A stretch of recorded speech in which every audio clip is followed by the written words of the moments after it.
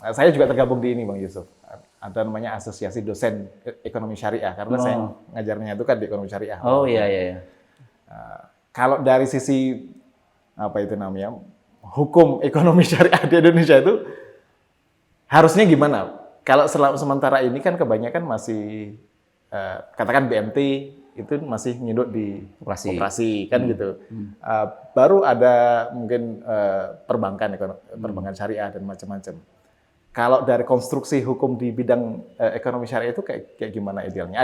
Ada benchmark ke Malaysia kemana atau kita bikin sendiri kayak gimana gitu?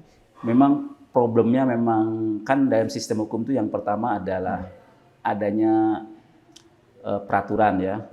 Jadi sistem itu ada peraturan, ada kultur dan juga ada penegak hukumnya kan gitu kan.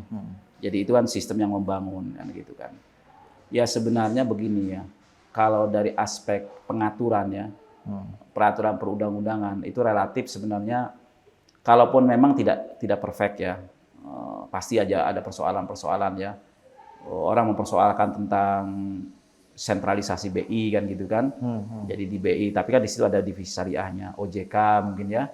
Tapi saya lihat kayak beberapa kebijakan OJK juga sangat concern dengan ekonomi syariah kan gitu kan. BI juga sangat concern dengan ekonomi syariah kan gitu kan. Terus kemudian juga terkait dengan dukungan ya, terlepas pro dan kontra tentang BSI ya.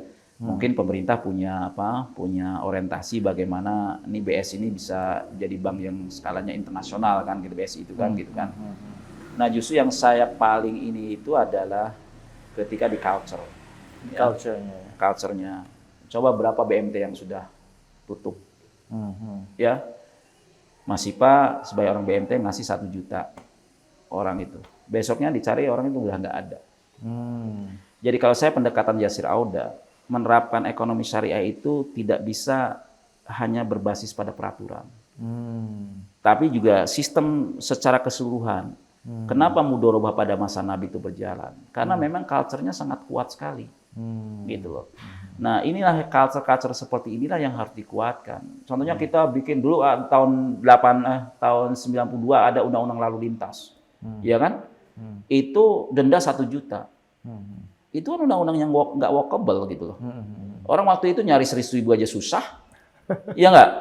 Artinya kan tidak berbasis sosiologis pembuatan undang-undang itu. Kan? Makanya sebenarnya memang ada antisipasi dari BI, harus ada jaminan tetap, kan? Nah, tapi BMT sama mikro itu kan memang kenapa diadakan supaya yang tidak bankable itu bisa dapat akses kan itu. Makanya ada sekarang itu sistem yang tidak ada kantor ya, bankless itu kan gitu kan. Nah, itu sebenarnya culture ini yang harus diperkuat. Culture-nya itu, culture terhadap menyadarkan mudorobahnya, menyadarkan transaksi bahwa bisnis itu kadang-kadang rugi, kadang-kadang untung kan gitu kan.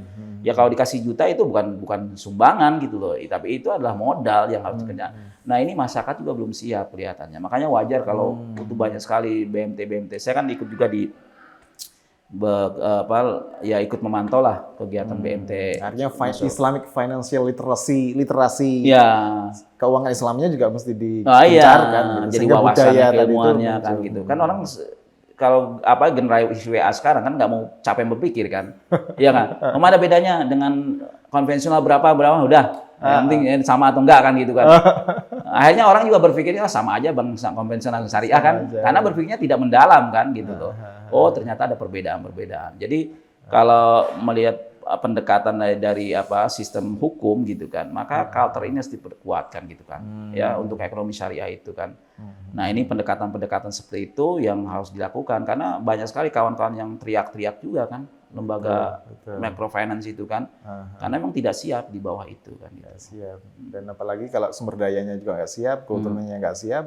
Namanya bisa jadi syariah, bisa jadi ini, tapi prakteknya malah mengkhianati spirit syariah itu sendiri. Itu karena itu yang jadi persoalan kan. Sebenarnya ya harus, artinya memang kita ingin bahwa semua pelaksanaan itu berbasis syariah kan gitu kan. Tapi apakah SDM-nya sudah siap semua kan di situ kan? Apakah masyarakat sudah siap untuk melaksanakan itu kan? Itu kan harus ada pengorbanan kan gitu kan. Ya harus dihitung, harus ini, harus itu kan. Jadi Sebenarnya kalau saya itu fatwa-fatwa DSN juga sangat akomodatif ya terhadap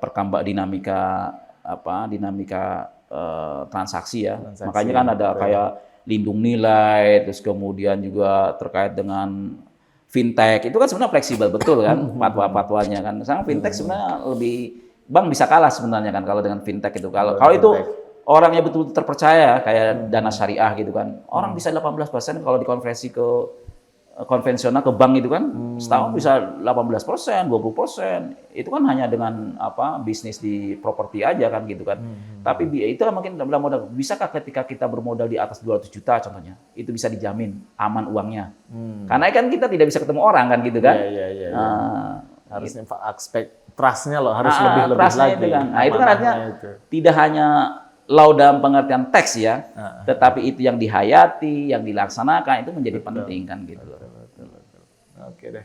Ya itu bagian dari perjuangan Bang Yusuf, saya dan kita semuanya untuk menanamkan budaya, nilai, juga literasi keuangan syariah ini agar itu tadi law-nya juga hukumnya, peraturannya bisa dijalankan kalau peraturannya ini kalau peraturannya enggak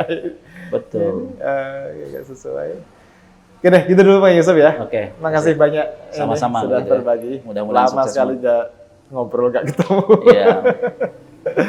Insyaallah bermanfaat, dari kita banyak bisa belajar dari perjalanan perjuangan Bang Yusuf tadi itu, perkuliahannya, di dunia pergerakannya, juga kontribusinya di aspek-aspek kemasyarakatan melalui pesantrennya, juga di dunia akademiknya. Mudah-mudahan bermanfaat. Insyaallah ketemu lagi dengan tokoh-tokoh yang lain.